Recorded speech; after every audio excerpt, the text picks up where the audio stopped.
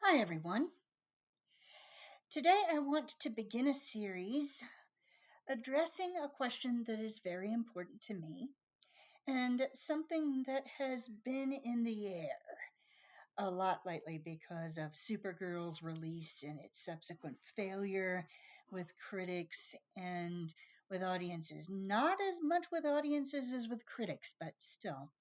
Um, not living up to its expectations, a lot of people not liking it, a lot of people finding it mid. And it has me thinking, as I have often thought in the past. In fact, this has been on my mind longer than I can count. But thought it might be time to do a series specifically devoted to the question, how do we improve the quality of female representation? Not necessarily the quantity, although that can be a part of it, but how do we go about improving the quality of female representation, specifically in the movies? Because with books, I really don't see all that much of a problem. Yes, there are some terrible books. And there are some books that are written specifically for a female audience that I feel personally are pretty awful at representing women in general. So that's a whole other issue. This is going to be focused primarily on the big screen. So, first, we need to look at what's holding us back. Why are we not getting the representation we deserve? Because the main thesis, the main idea that I hope we can all agree on, whatever our different views may be on how to solve the problem, I would like to think that we could all agree on one thing. Women deserve to have good movies, good to great movies made about them and, yes, for them. We deserve good movies.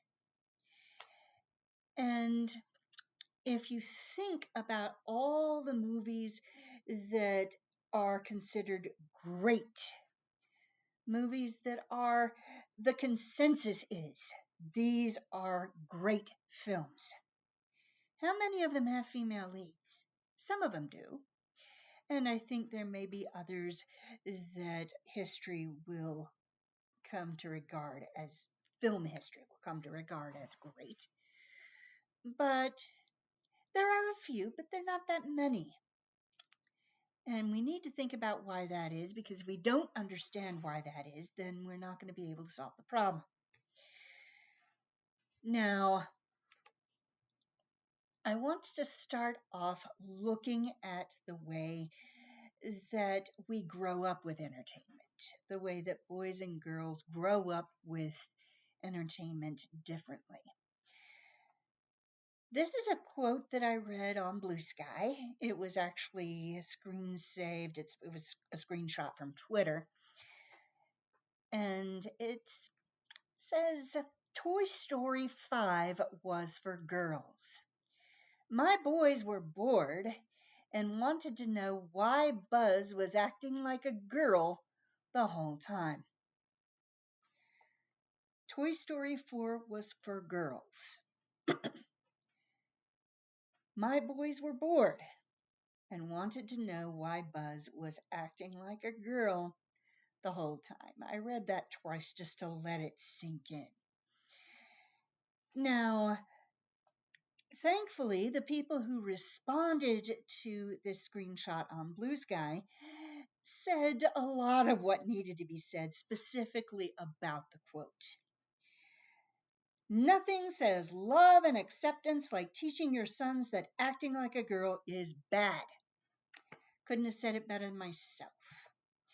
But there is a bit of a larger issue that comes with that first sentence. Toy Story 5 was for girls because it has a girl protagonist. You have Jessie, the cowgirl, first introduced in Toy Story 2, getting her own movie. And then you also have the child, Bonnie. A lot of critics have noted and audiences have noted that Bonnie gets a lot more screen time and a lot more character development in this film than Andy, Woody and Buzz's original owner, ever got in the first Toy Story trilogy.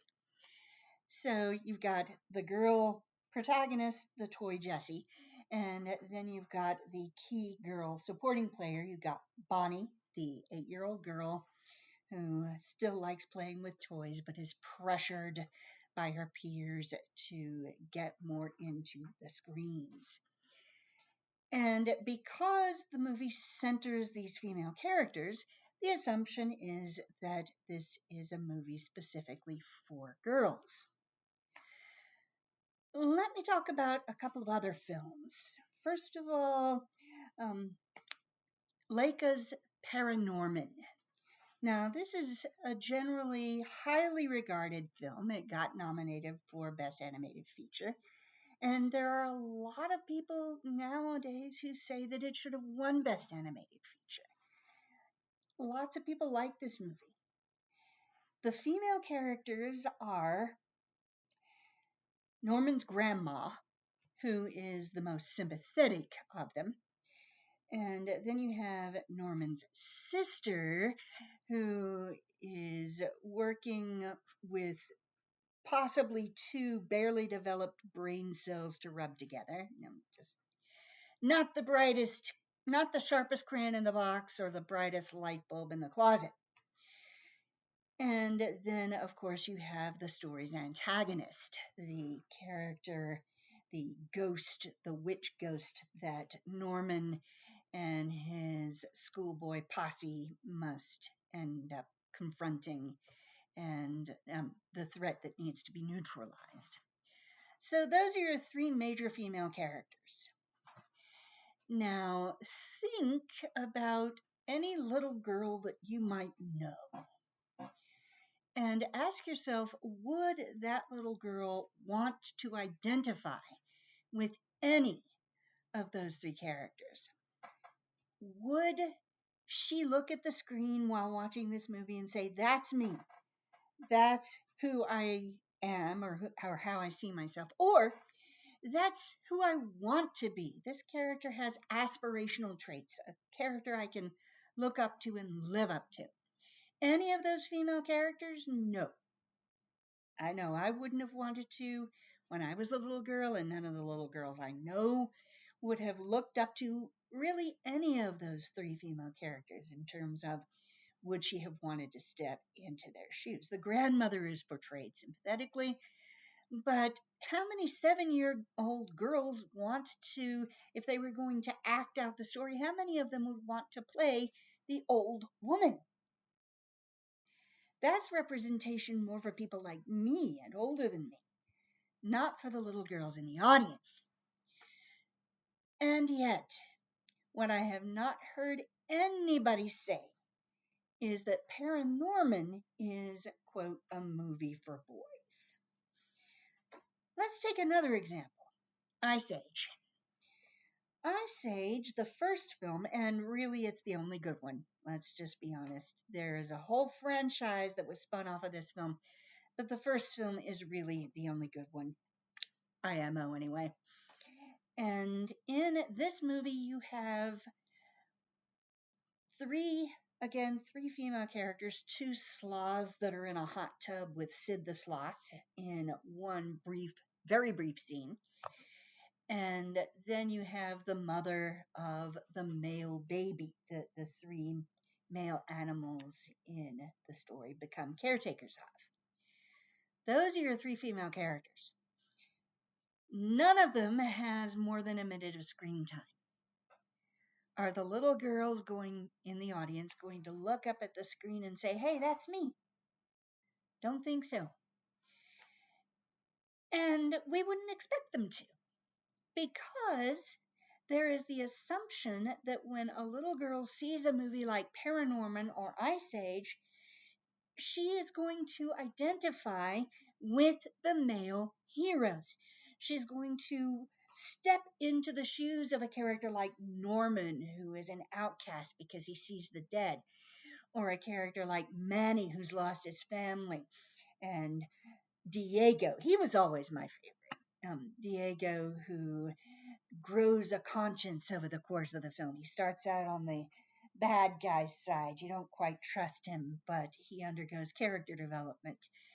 Those are the characters that girls watching the movie are going to be more interested in. They're going to see parts of themselves in these characters. And the expectation has always been that girls can do this. When you have a movie with a male lead character, girls are going to be able to identify with him, sympathize with him, step into his shoes. Whereas the same expectation is not given to boys. Since Toy Story 5 centers two female characters, Toy Story 5 is for girls. Now, there has always been the question, what's in it for boys? What's in it for the boys? And so when you have animated classics like, say, Beauty and the Beast with the Beast and Lumiere and Cogsworth, you have um, Mulan with Li Shang and Mushu the Dragon, you have Moana with Maui, and even going back to Snow White and Cinderella, you have the male characters who play that essential role. You've got the dwarfs in Snow White, you've got the mice in Cinderella. Um, you always have some sort of male figure there that boys can enjoy watching. And advertisements often lean into that male character. Olaf from Frozen, Maui and Moana. The reason that the title of Rapunzel was changed to Tangled, because the Disney studio, didn't want the movie to sound too girly. So, what's the end result of all this? These boys who are taught either overtly, like that dad who made that comment, or covertly, that they're stepping into the shoes of a girl character, that seeing themselves in a girl character isn't the done thing. It isn't something that they're supposed to do. And these boys grew up to be the kind of men who, quote, can't write women. If they're talented, they grow up to be a Stanley Kubrick or a Christopher Nolan, who they're not really overtly misogynistic so much as that female characters and their stories don't interest them. They're just not interested in women's stories. Or if they're less talented, they might grow up to be a Michael Bay, somebody who has women in his films but has them there as Gunner bait, that he makes it very clear what the purpose of these women in his films is supposed to be looked at, to be drooled over. They are there, quote, for the dads. That's what happens when you train generations and generations and generations of sons not to see themselves in female characters, not to walk in the shoes of female characters. If girls can do it, why are we so sure that boys can't? More importantly, why are we so sure that boys shouldn't? So that's one of the places where it starts. This idea that if a movie is about boys, it's for everyone because everyone can identify with the hero and his story. But if it's about girls, it's for girls. That's the first hurdle we have to overcome. And it's hard because it is so ingrained. I'm out of time for now, but we'll be back for the next installment. Please like and subscribe, and I'll see you later.